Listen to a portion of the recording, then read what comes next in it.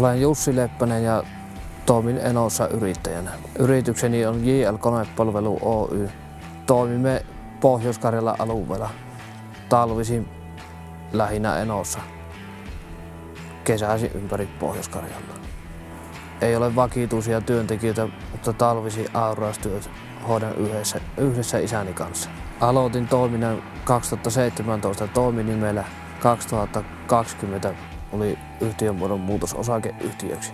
Kesäisin tehdään maasiirtotöitä ja talvisin on talvikunnossapitoa. Kesäaikaan työllistän ihteni lisäksi 1-2 henkilöä. Auraustöissä asiakkaana meillä on tiehoitokunnaton pääasiakas.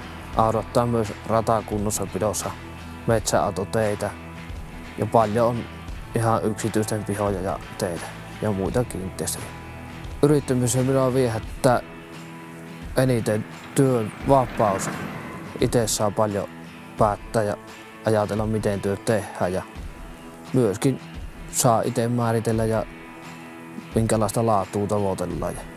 Koneet on kiinnostanut pienestä asti ja jotenkin se vaan luontaisesti tuntui peruskoulun jälkeen, että ei ole muuta vaihtoehtoa kuin maanrakennusala.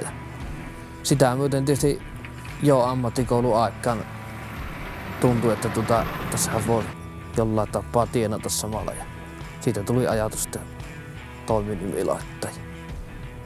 Siihen, että rupesin yrittäjäksi, vaikuttaa tietenkin isän yrittäjätausta ja tuki sitä siltä puolella.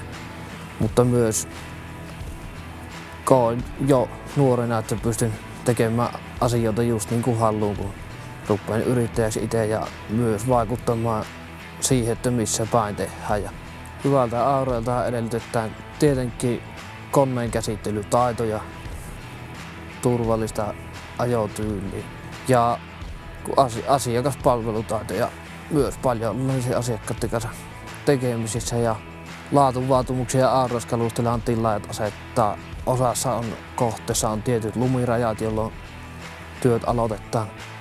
Ja sitten ihan jo yleisestikin on kaikilla tilaajilla sellainen ajatus, että kalusto pitää olla ammattimaista.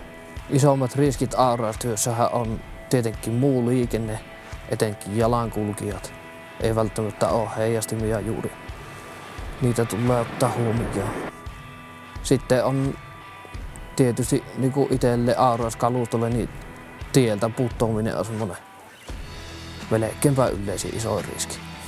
Toisessa traktorissa meillä on laskuri traktorissa, johon pystyy asettamaan useampiakin kohteita ja työajat, polttoaineen kulutukset, kaikki tämmöiset saadaan mitattua. Tämmöiset laskurit ja muut apuvälineet, niin aina ne helpottaa työtä ja työpäivän aikaan sitä turhaa papereille kirjoittelua. Pääperiaate meillä on auraustyössä. Mitä enemmän liikennöity tie, niin sitä nopeammin ne aurottaa.